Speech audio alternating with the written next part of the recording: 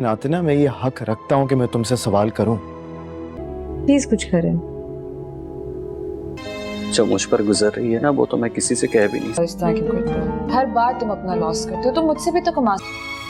यकीन ही नहीं आता कि मेरी जिंदगी का सब और अब तो तुम खुद ये ताल्लुक निभाना चाहते। ड्रामा सीरियल नकाब के आने वाले एपिसोड में आप देखेंगे कि ताया अबू ने और आहद ने जो मिलकर प्लान बनाया है उसमें ईमान अब पूरी तरह से फंस जाएगी। जी हाँ दोस्तों, आने वाले एपिसोड के स्टार्टिंग सीन में आप देखेंगे कि आहद पहले तो अपने बाबा से ये कह रहा होगा कि वो बिलाल को सीढ़ी बनाकर हमें बदनाम करना चाहती है, जिस पर वो उसे कहेंगे कि तुम बेफिक्र हो जाओ, करने दो उसे रेड इस बार। पर वो ईमान की ज़िंदगी की आखिरी रेड होगी, क्योंकि उसके बाद फिर वो कानून से कभी भी बाहर नहीं निकल पाएगी। तो बिलाल जो कि इस सारे बारे में पहले से ही जानता होगा कि ये सब कुछ तायाबू और राहत जो है उनकी प्लानिंग है और वो ईमान को फंसाना चाहते हैं, इसलिए फिर वो आएगा और आकर ईमान को कहेगा कि मैंने अगर तुम्हें मना किया है कि तुम ये काम नहीं कर सकती तो तुम क्यों कर रही हो। तो वो उसे कहेगा कि मैं एक असिस्टेंट कमिश्नर हूँ और मैं जानती हूँ अपना अच्छा बुरा, ये सब कुछ मैं कानून के दायरे में ही रहकर कर रही हूँ, मेरी कोई ज़ाती दुश्मनी नहीं उनसे, बस जो इलीगल एक्टिविटी वो कर रहे हैं मुझे उन्हें सामने ले आना है। इस पर बिलाल उसे कहेगा कि जब मैं तुम्हें कह रहा हूँ कि ये वक्त ठीक नहीं है, वो लोग तुम्हें फंसाना चाह रहे हैं, तो तुम क्यों नहीं मान रही। यहाँ पर दोस्तों ईमान समझेगी कि बिलाल इसलिए मना कर रहा है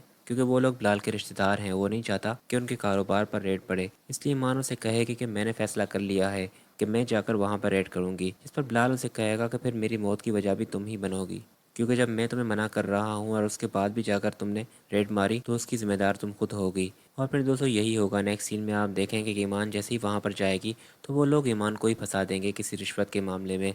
और फिर जब ईमान को हिरासत में ले लिया जाएगा तो तैमूर आकर ईमान से बात करेगा कि तुमने क्या सोचा था कि तुम इतनी आसानी से बच जाओगी।